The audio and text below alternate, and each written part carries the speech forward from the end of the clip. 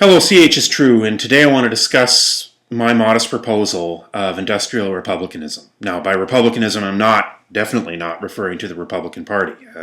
That kind of republicanism I do not advocate. I'm referring to the idea of a constitutional republic, that corporations would function as a constitutional republic. Now, a lot of the people who subscribed recently are probably favoring some sort of radicalism. Those of you who are left-wing anarchists or left-wing socialists probably favor what would be called industrial democracy. Now, those societies that called themselves socialist behind the Iron Curtain definitely did not practice industrial democracy. Quite the contrary, they practiced a form of industrial despotism. And yet, in fairness, the Russian model to Marx himself would be a little bit like comparing the Catholic Church under the Inquisition to early Christianity. I mean, it would not be a fair comparison. So we have the idea of industrial democracy to replace the industrial oligarchy or industrial despotism that would function under existing corporate charters, in which workers would have no say in the running of the corporation. And according to the left radical position, this would be a substantive improvement. There are some possible problems and I know a lot of you will be disappointed in me because I've done some pretty radical videos, but there are some possible problems with that particular model, and you'll have to forgive me, my eyes are a bit red. I haven't been sleeping well lately, but one possible problem, and you're really not going to like this, but the profit motive seems to have roots in human evolutionary biology.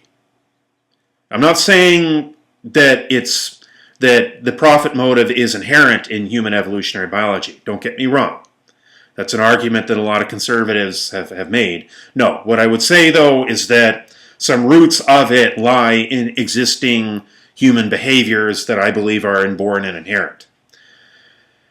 That doesn't mean it can't be changed. It doesn't mean we can't evolve beyond it through social evolution or even perhaps biological evolution. I'm not saying that. I'm just saying right now that is a constraint. Even if we argue, no, CHistrue, you're wrong, it's really cultural evolution, that's fine, but it seems to be pretty ingrained cultural evolution.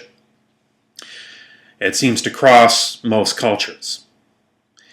The other thing I would say, and to be honest, it's my critique of Marxism, is that while I think that Marx was brilliant in his scientific analysis of class and how it operates under capitalism, I think it was a brilliant scientific analysis. He blew away any of the other socialists of his time in that way, or left-wing anarchists, and frankly he blew away subsequent Marxists.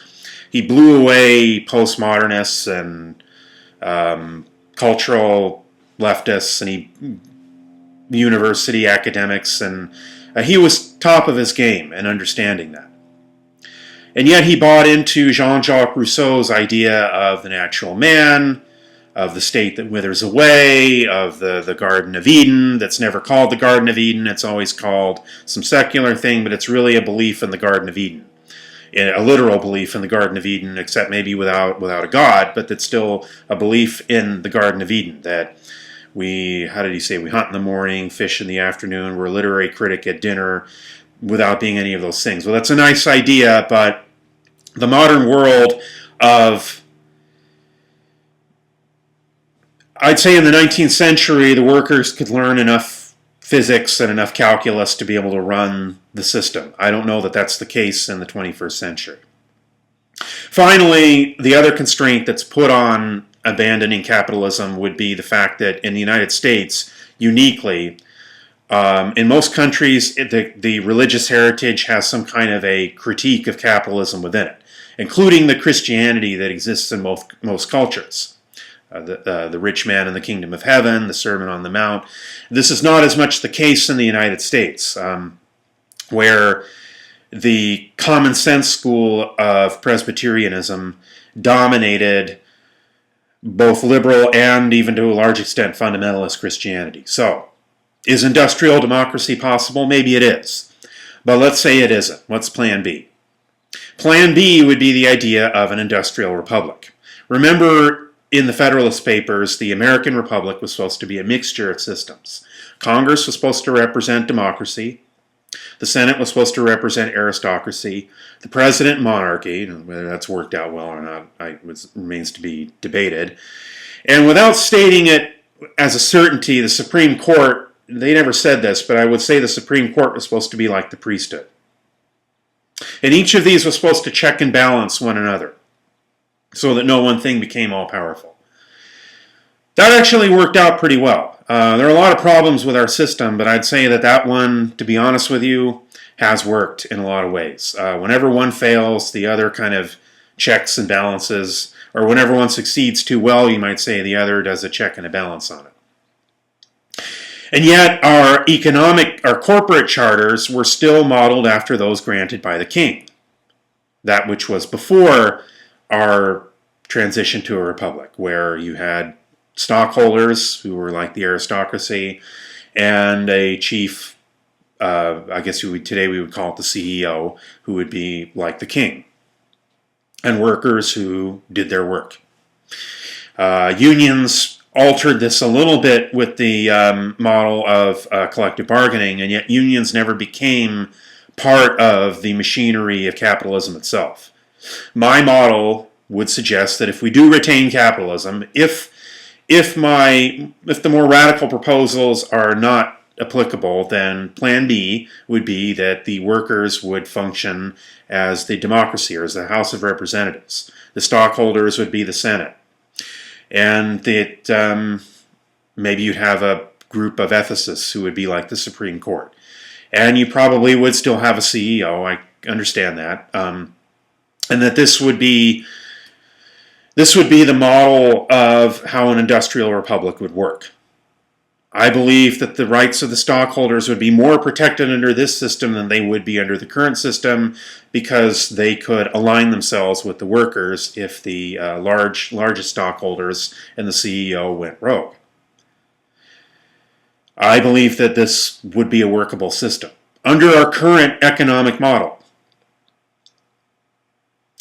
I also believe, what about banking and finance? That might not be as applicable there. It might be, as I stated before, that the mathematics of financial models would be too complex for it to work that way. So as far as how to undergo currency reform, I would say we would have to transfer to use a metaphor, from DC currency to AC currency. DC currency, the Edison model, you would say, would be a currency that flows one way. It flows from the economy to the banks. In essence, banks control the Federal Reserve. They print a currency that has a debt on it that goes back to themselves, and there's a transfer of wealth one way.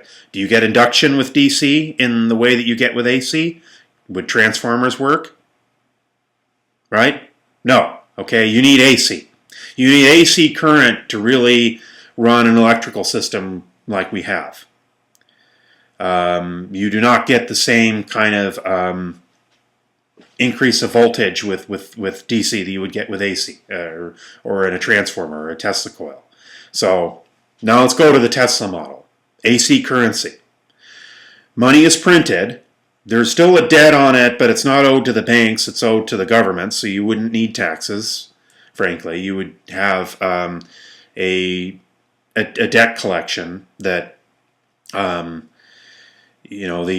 course, there might be too much of a tendency to keep interest rates too high, perhaps. I mean, that could be a problem. And so the counterbalance on that would be political pressure to lower them. But at the very least, you would not have currency flowing one way. And so an industrial republicanism could work with debt-free currency. It would work better. That AC currency, to use a metaphor, would stimulate so much economic development that the money would be backed by the economic transfers. And so there'd be so much in the way of production that the value of the money would stay high, and you could lower the interest rates. And the government would still collect enough without the need for taxes, and still have lower interest rates. So, hey, it's an idea. I'm not an economist or a financial planner, but you'd have to pay for those. And you're getting this free. My humble thoughts. CHistrue over and out.